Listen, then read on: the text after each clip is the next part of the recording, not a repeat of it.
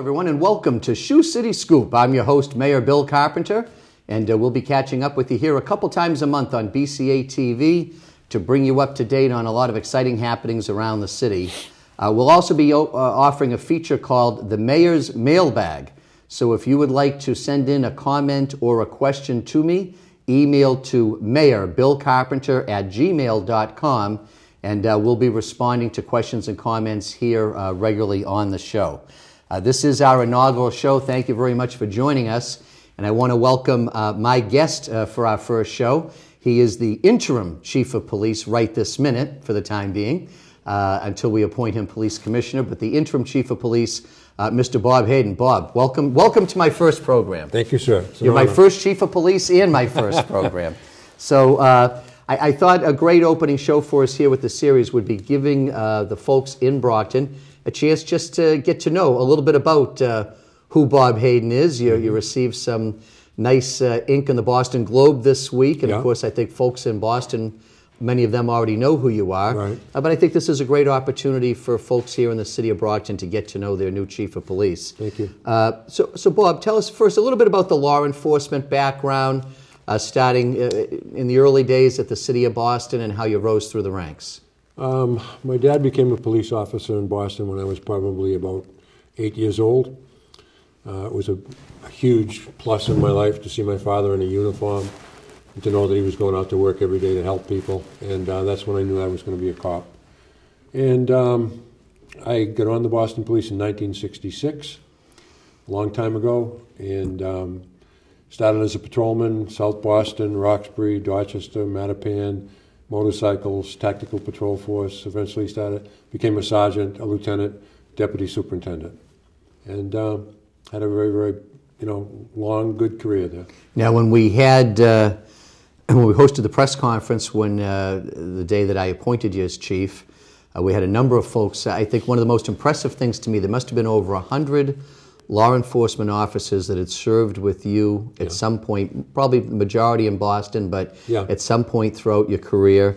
And among the folks who came down to endorse you as our new chief was the former mayor and former ambassador, Ray Flynn. Just tell us a little bit about your relationship working for Ray Flynn. When I first met Ray Flynn, he grew to hate me. It was over busing.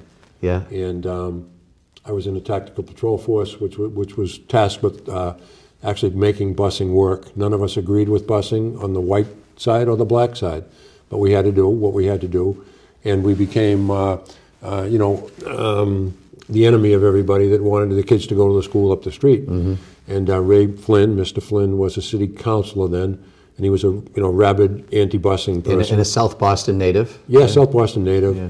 So we he didn't like us, and I won't say he didn't like us. He didn't like what we had to do. Mm-hmm. And then as time went by, he became the mayor. He realized there were some problems in the city that needed to be taken care of, and he asked me to come to City Hall, and we sat and talked. And as soon as we sat down, we had a great relationship, and he started to give me jobs across the city that needed to be done. And he even mentioned during the press conference that he gave you the toughest assignments. He did. He did.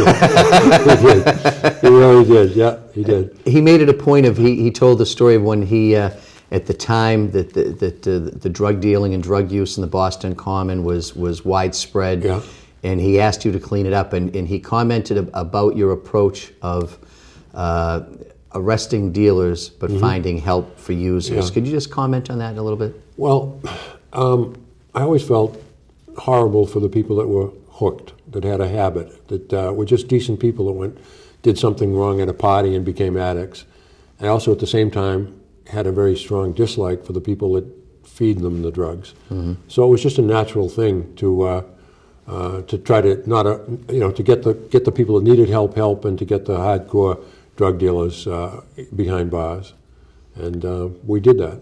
Well, I think that's a viewpoint that you and I both share, and that we'll bring to the city of Brockton. And as folks, I'm sure, that read the paper know, we're in the midst of an overdose epidemic right now. We've had 3 deaths in the city of Brockton in the past week, and we'll be working hard together to get the dealers off the streets Right. and get some help for the folks who Yeah. need it. Yeah. Absolutely. For sure, yeah. So after a storied career in Boston, and we don't, it's only a half-hour show, so we don't have time for all the stories. Yeah. But then in the mid-'90s, you went up to the city of Lawrence and took over as the chief of police up there. I attempted to become the commissioner in Boston, and an order went out, anyone that wants to try to become the commissioner from the command staff, be our guest, try. Well, I was both silly enough and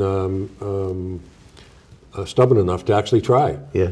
And what I got from that was, when I didn't get the job, which kind of I didn't really expect it, although I wanted to show that I thought I could do it, I get demoted to lieutenant and put in a trailer on midnights.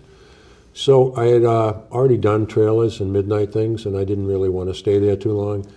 And I saw that Lawrence was looking for a police chief, and I went up to Lawrence, walked around in civilian clothes, talked to people in Dunkin' Donuts, talked to people in parking lots. I go by the police station and look in.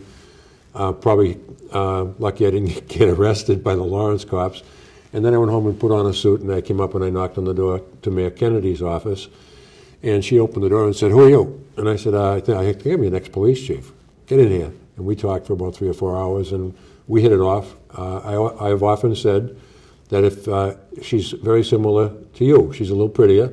A lot, yeah. But she's the same philosophy. She's a no-nonsense, get the job done, don't worry who doesn't want you to do it, and just do the best for the people in that city. And she hired me, and that's, I stayed there for 3 years. And then it went on to work as Undersecretary of Public Safety, Yeah. overseeing a number of the state law enforcement agencies. Right. When Mrs. Kennedy didn't get reelected, she lost by a small amount of votes.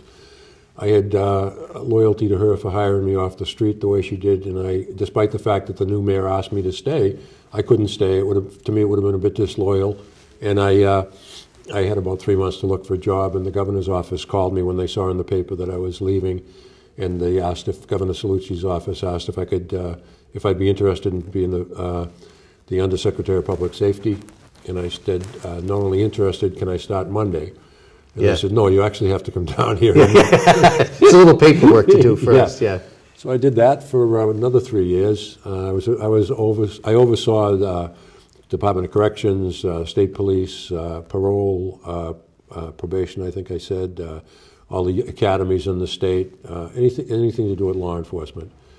And that lasted about 3 years, and I went on from there to become the Assistant General Manager of the MBTA in the Safety Department.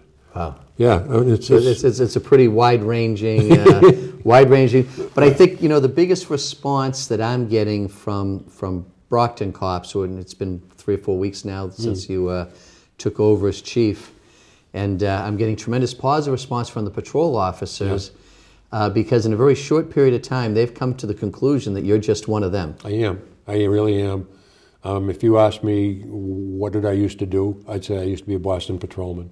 Yeah. All that other stuff is gravy. But the real job was at the ground level as a patrolman.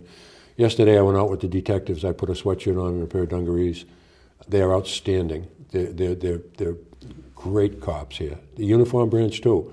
While we were out in the street, a B&E came in and the officers showed up and everyone was checking in trash cans and looking under cars. And I said on the air, because I don't think they've heard it too often, I said, I used my call sign from Boston. I used Alpha Charlie 1. And that's when I was a deputy superintendent. The reason I do that is because I'm back in a police car, I hear a radio, I have a gun, and when I say Alpha Charlie 1, I'm like back in 1980. Yeah. So I used that call sign and I said, Alpha Charlie 1.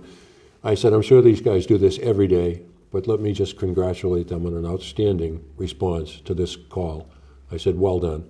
And I meant that from my heart, and I heard from several of them that was the first time anyone acknowledged what they do. Yeah, right. They're phenomenal. They're out there doing it every day. Every day. Every single day they do it. Yeah. And then they go back home, they have dinner with their kids, and they try to forget what they just saw. Yeah. And I told some of them, I've been out with them a couple of times, I said, what we just did now is going to resonate inside of you, bounce around, and when you get retired, you're going to find that you tire easily, you're sad, you don't know why something on television made you feel bad, and it's because of accumulation of all of these things that you're doing now. You don't realize how much this is actually affecting you. And I'm going to bring down a fellow from the Boston Police Stress Unit named Sergeant Brian Fleming, and he's the best in the state. And we're just going to let him shoot the breeze with the guys, because it's been considered unmanly to have a stress problem. It's not. I mean, I know since I've retired that when I drive around Boston, I don't think of, oh, there's D in Broadway. That's where that beautiful thing happened. It's like that's where the baby was killed. Yeah. Over here, that's where that girl got raped. And this stuff is in you, and it never goes away. So I want to bring this fellow down from the stress unit and talk to them. I've lost 3 close friends to suicide in the Boston Police Department. People who I never suspected had a problem. And, you know, I don't want that to happen again, ever. So. Well, I can see why the patrol officers are rallying around you already. Thank you. So the question I'm often asked is, why does a 71-year-old guy with cancer still want to be a cop? I have cancer? Yeah, well, that's what I read in the newspaper. That's probably what all those pains are. That could be why these pains are going on. Why? Lots of reasons. Besides the fact that I asked you. Right. You did put the idea in my head. Prior to that, I didn't really. Well, I did. I admit, I asked you, can you come help us for a little while? Because we need help. And I found out a little about you, and we're very similar in our aspirations for people. I mean, whether it's Brockton or Lawrence or Boston, good people are not supposed to feel afraid in their community. They're supposed to be able to walk across the street without a fear of getting shot. Women are supposed to be able to go to the store without getting raped or getting a John approaching them and asking, are you a hooker? And that's not the way it's supposed to be. So I've always hated bullies. I've always liked to see bullies get put in their place and good people flourish. And it's just a chance to be able to do something helpful for a community. I'm glad that I'm still able to do it. And in a month or less that you've been on the job, I've already heard several stories of you jumping in patrol cars and heading out on the streets, and you've even made a couple of arrests. I have, yeah, I did. Jumping is the wrong word. Being assisted into it. The first people, the guys that I almost arrested, I said, look, don't run. I'm an old man, and they tell me I have cancer. Stay there. The guy started laughing. I think that's the best way to see what kind of department we have. And we have a great department. Now, there are departments where the officer gets a 911 call, takes the call, kind of languishes before he goes clear. Maybe he goes for a cup of coffee and then goes clear.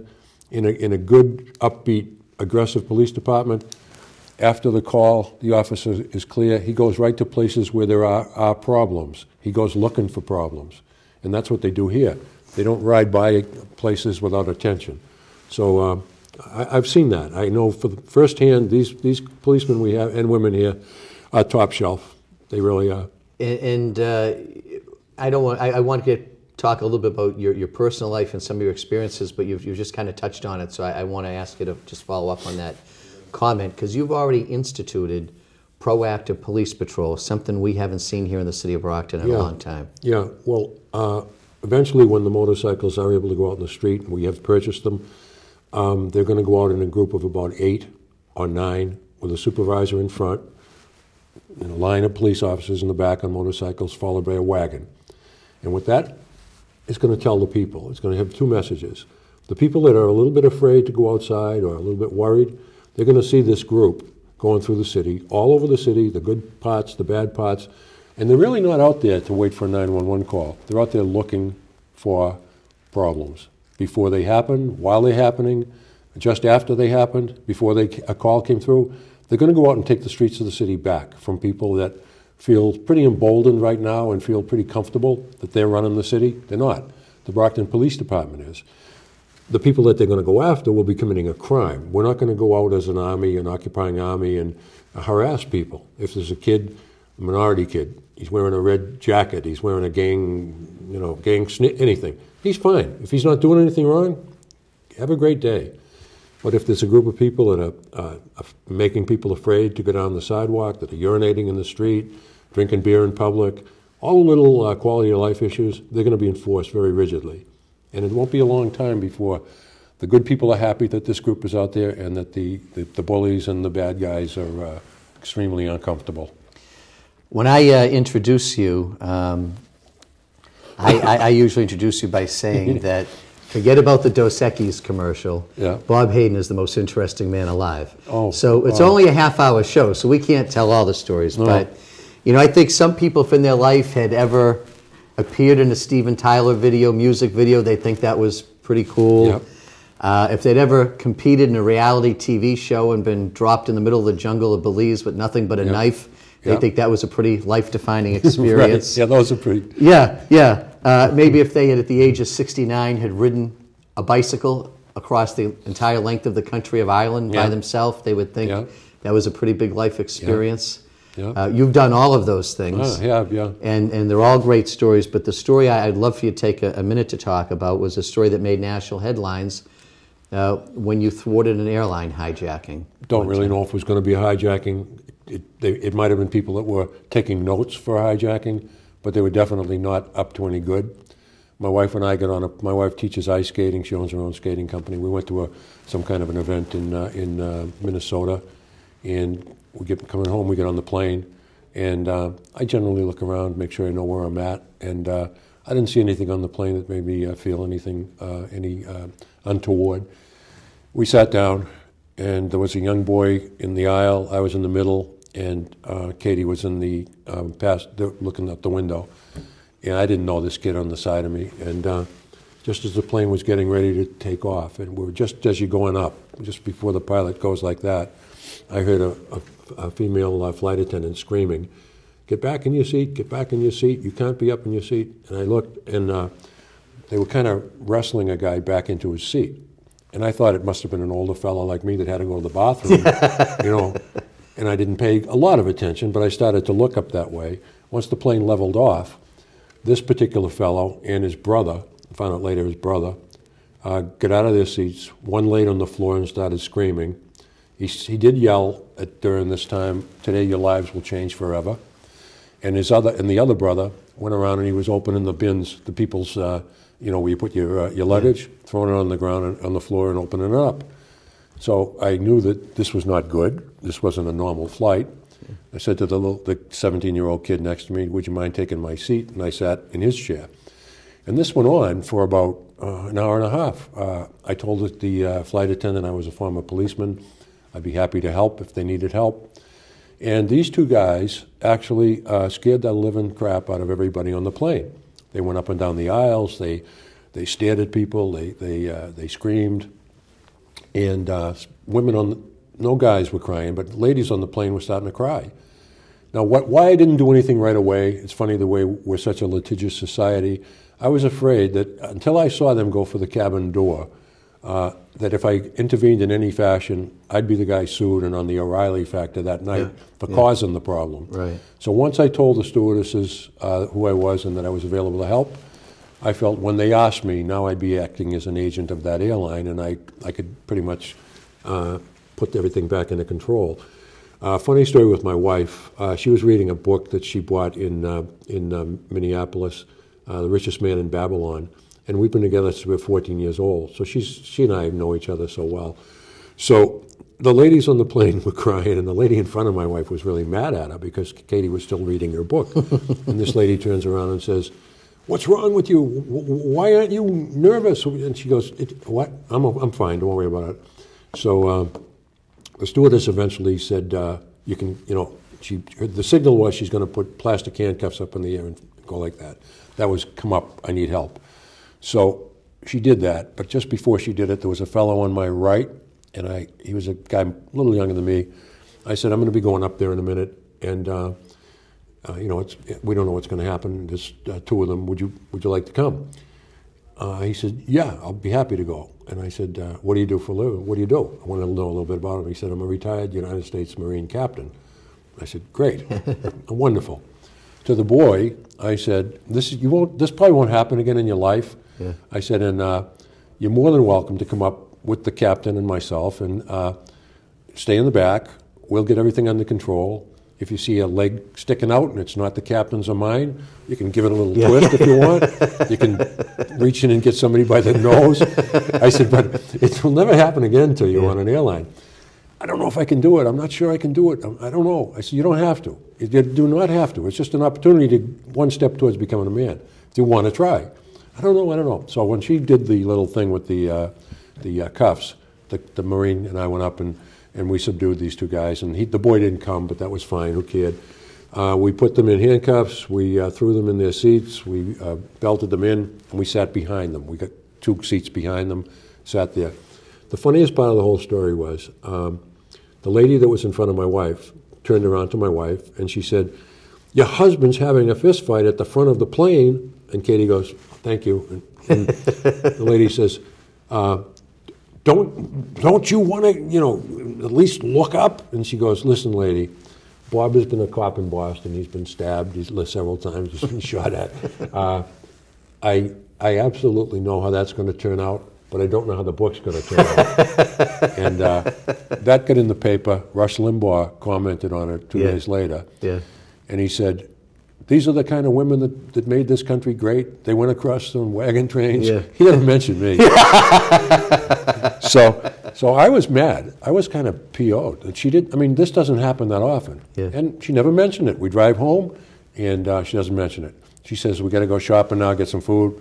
Never mention it. We go home to the house. I'm sitting there kind of mad. And, what do I have to do to impress this woman? Crying out loud. So she says to me, "I'm going up to bed. Are you coming up?" And I said, "No, I'm going to watch television." And she said, "Oh, okay." And she says, "Oh, stand up." So I stood up, and she goes, "By the way, nice job on the plane." She gave me a kiss on the side of the lips. And I went, yeah, she did notice me. And that's after being married for almost 50 years. Well, I think that there's, you probably sell yourself a little bit short there, Bob. No. It's a great story, and it tells a lot about Katie. Who you are and what you are. That's what it tells about.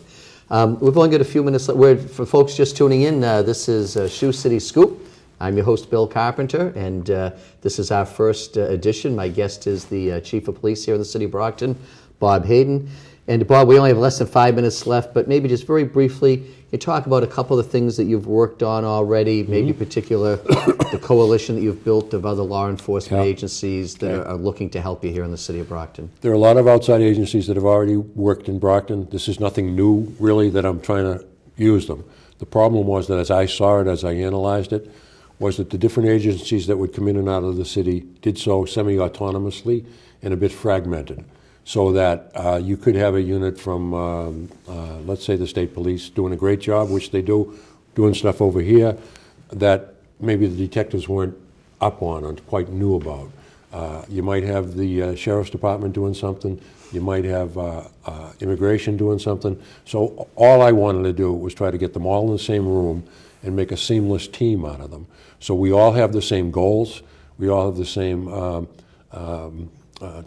aspirations, things we want to accomplish, and in the same room, before we go out in the street, we're working as a unified group rather than as fragmented, very good, but fragmented law enforcement entities. So this has been working pretty well. We've had 3 meetings. We've offered the detectives' office up in the station for everybody to come in and go over what we're going to try to accomplish.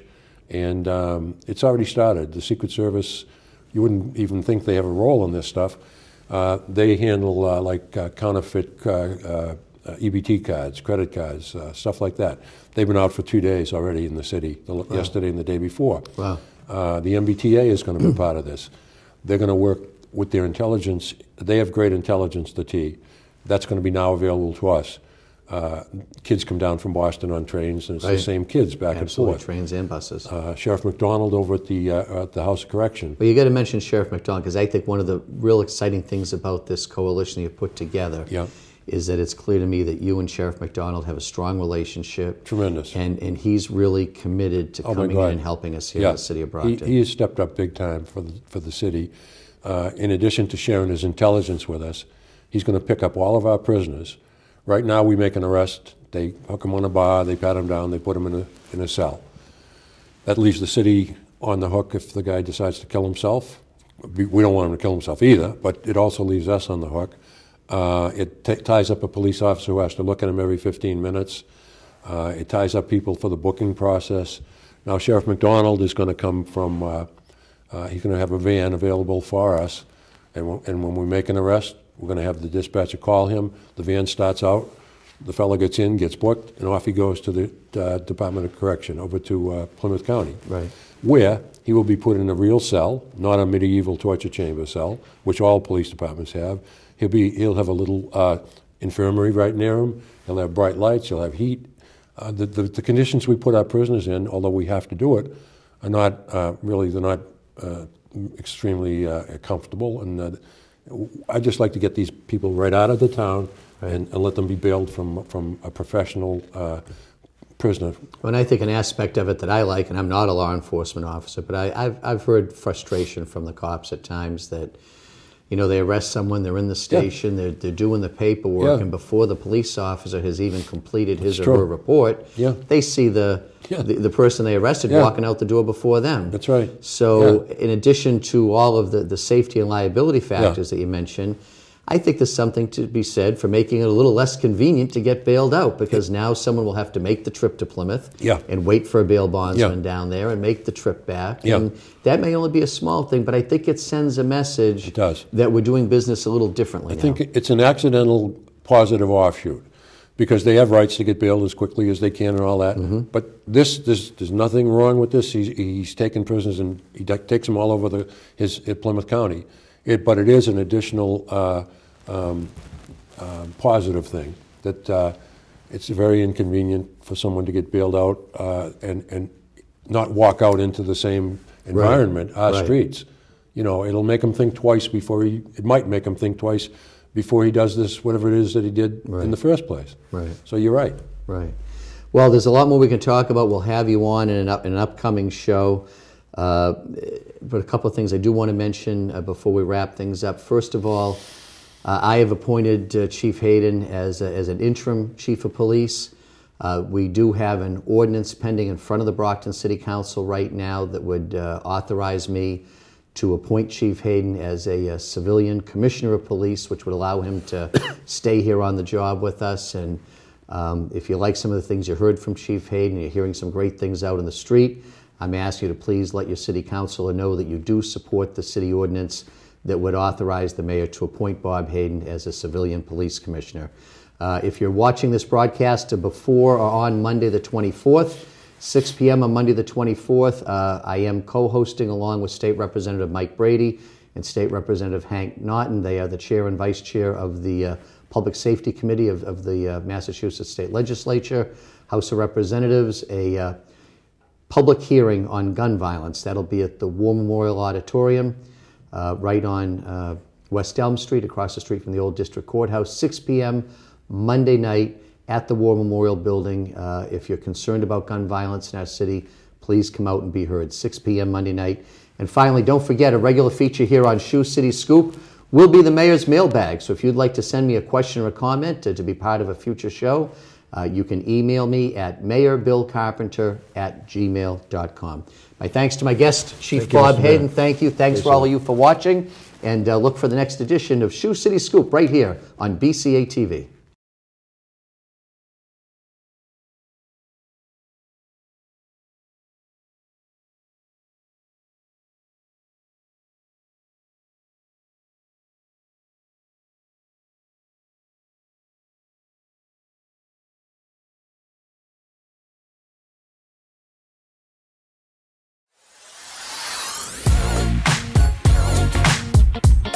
What are you doing on Saturday nights? Well, I'm going to be at West Middle School playing basketball from 6 to 10 for March Madness. And it's only $1. Back to you, Bill. Thanks, Travis. I'm Mayor Bill Carpenter, and I look forward to seeing you on Saturday nights during the month of March for March Madness at West Middle School from 6 to 10 p.m.